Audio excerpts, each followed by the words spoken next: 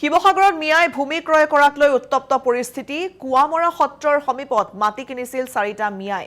মেৰবিল ৰাজহ গাঁৱত মিয়াই মাটি কিনাক লৈ সৰব হ'ল সংগ্ৰামী সেনা অসম। মিয়াই কিনা মাটিত সংগঠনটোৱে আঁৰিলে বেনাৰ। পুনৰ মিয়াক উজনি অসম ত্যাগ কৰিবলৈ হুংকাৰ দিছে। আকৌ মিয়াক উজনি অসম এৰিবলৈ বান্ধি দিলে 7 দিনৰ সময়সীমা। উজনি অসম এৰিব লাগিব মিয়াই আৰু সেই দাবীৰে প্ৰতিবাদো হৈছিল। দল সংগঠনে সেই বিষয়টোক লৈ মাত মাতি আহিছে আৰু এই শিৱসাগৰত মিয়াই মাটি কিনাক লৈ পুনৰ ক্ষুভিত হৈ পৰিছে তেওঁলোক আৰু সেই স্থান এৰি যাবলৈ হুংকাৰ দিছে এইবাৰ দল সংগঠনে।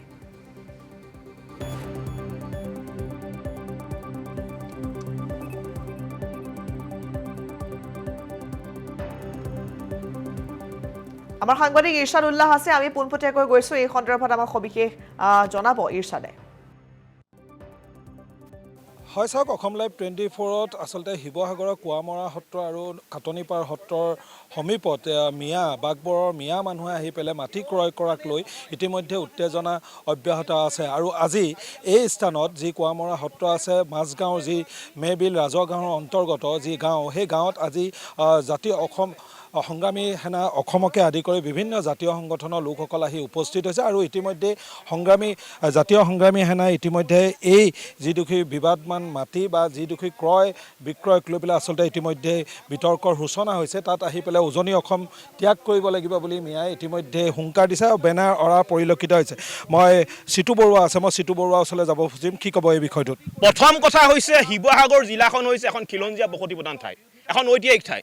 আৰু এইহেন এখন ঐতিহাসিক ঠাইত মিয়াই মাটি কিনি ইয়াত মিয়ালেণ্ড বনোৱাৰ যিটো তেওঁলোকে ষড়যন্ত্ৰ ৰচনা কৰিছে, জাতীয় সংগ্ৰামী সেনা অসমে এই ষড়যন্ত্ৰ উফৰাই দিব কেতিয়াও হ'বলৈ নিদিয়ে। আমাৰ স্পষ্ট কথা।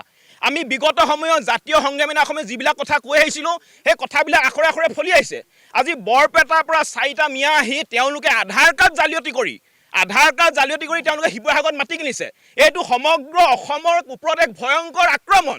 এই মিয়াবিলাকৰ লক্ষ্য উদ্দেশ্য এটাই, নামনিৰ পিছত এতিয়া উজনি অসমত আগ্ৰাসন চলাই সমগ্ৰ অসমখন বাংলাদেশৰ লগত চামিল কৰা আৰু অসমখনক এখন ইছলামিক ৰাষ্ট্ৰলৈ ৰূপান্তৰিত কৰা। সেইকাৰণে তেওঁলোকে কাম কৰি আছে। কিন্তু আমি আমাৰ অসমখনক বাংলাদেশ পাকিস্তান হ'বলৈ দিব নোৱাৰোঁ। শিৱসাগৰৰ পৰিৱেশ আমি বিনষ্ট হ'বলৈ দিব নোৱাৰোঁ। শিৱসাগৰত হিন্দু মুছলমান আমি সকলোৱে মিলাপ্ৰীতিৰে বসবাস কৰি আছোঁ। এইহেন শিৱসাগৰ জিলাখনত যদি মিয়া আহি যদি মিয়ালেণ্ড বনোৱাৰ ষড়যন্ত্ৰ কৰে, এই ষড়যন্ত্ৰ আমি সম্পূৰ্ণৰূপে উফৰাই দিম। আপোনালোকৰ সংবাদ মাধ্যমৰ জৰিয়তে আমি এটা কথা স্পষ্ট কৰি দিছোঁ, এসপ্তাহ সময় আমি বান্ধি দিছোঁ। এসপ্তাহৰ ভিতৰত যদি মিয়াই এই স্থান ত্যাগ নকৰে, জাতীয় সংগ্ৰামী অসমে নিজৰ ইচ্ছাত আমি সংগ্ৰাম কৰিম, আমি খেদি পঠিয়াম। পিটি আমি গোলাউতে পিটি খেদি পঠিয়াম। আৰু এটা কথা স্পষ্টকৈ কৈ দিছোঁ, এই ক্ষেত্ৰত অসমৰ মাননীয় মুখ্যমন্ত্ৰী ডক্টৰ হিমন্ত বিশ্ব শৰ্মা, ডিমৌ সমষ্টিৰ সন্মানীয় বিধায়ক সুশান্ত বৰগোহাঁই, শিৱসাগৰ জিলাৰ আয়ুক্ত, শিৱসাগৰ জিলাৰ চক্ৰ বিষয়াই অতি শীঘ্ৰে এই ক্ষেত্ৰত এক বিহিত ব্যৱস্থা গ্ৰহণ কৰিবৰ কাৰণে আমি অনুৰোধ জনাইছোঁ। ইয়াত এজন স্থানীয় ব্যক্তি আছে, আমি যাব চেষ্টা কৰিম। প্ৰথম বিষয়টো আপুনি উত্থাপন কৰিছিল, কি ক'ব আজি যিহেতু জাতীয় সংগঠনৰ লোকসকল আহিছে, গৰিয়া জাতীয় পৰিষদৰ বিষয়ববী আহিছে, কি ক'ব আপোনালোকে? জাতীয় সংগ্ৰাম সেনাৰ যি আহিছে আমাৰ ইয়ালৈ, তেওঁলোকক আমি ধন্যবাদ জ্ঞাপন কৰিছোঁ। কথা হ'ল কি, প্ৰথম কথাটো আমি উত্থাপন কৰিছিলোঁ, আমি গম পোৱা নাছিলোঁ যে মাটি এডোখৰ বিক্ৰী হৈছে। ওচৰৰে মোৰ ঘৰ, মাটি এডোখৰ বিক্ৰী হৈছে, কাক বিক্ৰী কৰিছে আমি গম নাপাওঁ। পিছত দেখিছোঁ যে তেওঁলোক সম্পূৰ্ণ মিয়া মানুহ হয়। তেওঁলোকৰ লগত মই কথা বতৰা পাতিলোঁ, তেওঁলোকৰ যেতিয়া মই সম্পূৰ্ণ ডকুমেণ্টছ পালোঁ, ডকুমেণ্টছত গম পালোঁ যে তেওঁলোকে বাগবৰৰ মানুহ হয়। শিৱসাগৰত তেওঁলোকে থকাটো হয়, শিৱসাগৰত তেওঁলোকে বেদখল কৰি ঘৰ বনাই আছিলে। ৰেলৱে যেতিয়া তেওঁলোকে উচ্ছেদ কৰিলে, উচ্ছেদৰ উপায় নাপাই পেলাই আহি মাজগাঁৱত মাটি কিনিলে। এতিয়া আমি সেই 4 ঘৰকৈ মিয়া, আপোনালোকে ভাবক এই 4 ঘৰ মিয়া আৰু দুদিনৰ পাছত 40 ঘৰ হ'ব। সেইটো কাৰণে আমি ইয়াত মিয়ালেণ্ড বনাব বিচৰা নাই। আমাৰ মাজগাঁও হৈ থাকক, কাটনিপাৰ হৈ থাকক, আমি ইয়াত মিয়ালেণ্ড হ'বলৈ নিদিওঁ। আপোনালোকে সংবাদমেল যোগে আচলতে এই বিষয়টো উত্থাপন কৰিছিল, অসম লাইভ 24ত সম্প্ৰচাৰ হৈছিল। আজিৰ স্থিতিটো কি? কাৰণ আইনগত কিছু কথা আছে, তেওঁলোক ভাৰতীয় নাগৰিক, তাৰপিছত আপুনি নিজেও এগৰাকী অধিবক্তা, এই বিষয়টো কি ধৰণে হেৰি কৰিব? চাওক, সদৌ অসম গৰিয়া জাতীয় পৰিষদ শিৱসাগৰ জিলাখন ক্ষেত্ৰত বহুত আগৰ পৰাই মনোনিৱেশ কৰি আছে। আমি ডাটাবিলাক কালেক্ট কৰি যিমান গম পাইছোঁ, মিয়ালে মাটি গৈ আছে। গতিকে আমি এই মাটি, মই কৈ আছোঁ যে মিয়াইটো বিকা নাই, চব মাটি ইয়াৰ স্থানীয় খিলঞ্জীয়া মানুহৰ হয়। সি গৰিয়া হ'ব পাৰে, সি মহন্ত হ'ব পাৰে, এইবিলাক মানুহৰ মাটি হয়।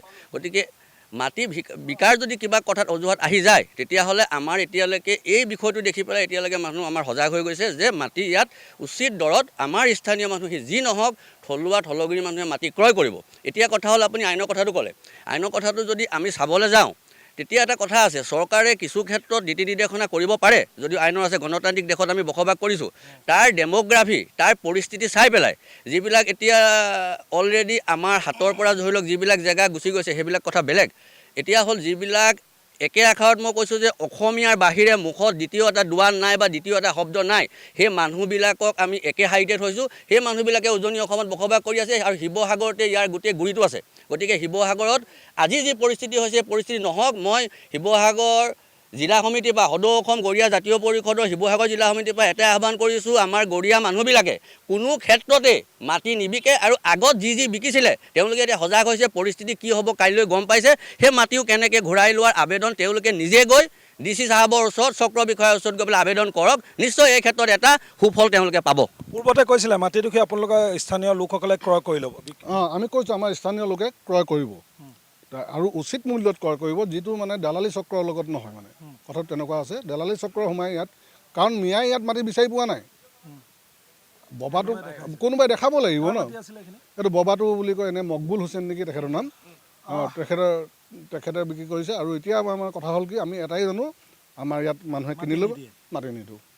এয়াই আছিল স্থানীয় যিসকল থলুৱা ব্যক্তিসকল আছিল। আৰু এই থলুৱা ব্যক্তিসকল যি মেবিল ৰাজহ গাঁও আৰু কুৱামৰা যি সত্ৰ আৰু কাটনিপাৰ সত্ৰৰ মাজভাগত এই মাটিডোখৰ দুবিঘা 2.5 লোচা মাটিক লৈ ইতিমধ্যে বিগত সময়ছোৱাত এক বিবাদৰ সূচনা হৈ আহিছিল। আৰু তাকে বিবাদৰ সূচনাৰ মাজতে আজি জাতীয় সংগ্ৰামী সেনাৰ লগতে গৰিয়া পৰিষদৰ বিষয়ববীয়াসকল আহি ইয়াত উপস্থিত হৈছে। আৰু সংগ্ৰামী সেনা অসমৰ ফালৰ পৰা আচলতে তেওঁলোকে উজনি অসম ত্যাগ কৰাৰ বেনাৰ ইতিমধ্যে এই ঠাইত আঁৰি দিছে। আৰু কিন্তু ইয়াৰ স্থানীয় লোকসকলে পুনৰবাৰ তেওঁলোকে কৈছে যে এই মিয়াক কোনো কাৰণতে আচলতে মাটি বিক্ৰী কৰাটো তেওঁলোকে সহজভাৱে মানা নাই। মিয়া লেণ্ড কোনো কাৰণতে হ'ব নিদিয়ে। প্ৰয়োজনত তেওঁলোকে এই গোটেইখিনি মাটি নিজেই ক্ৰয় কৰিব বুলি পুনৰবাৰ হুংকাৰ প্ৰদান কৰা পৰিলক্ষিত হৈছে। হয়।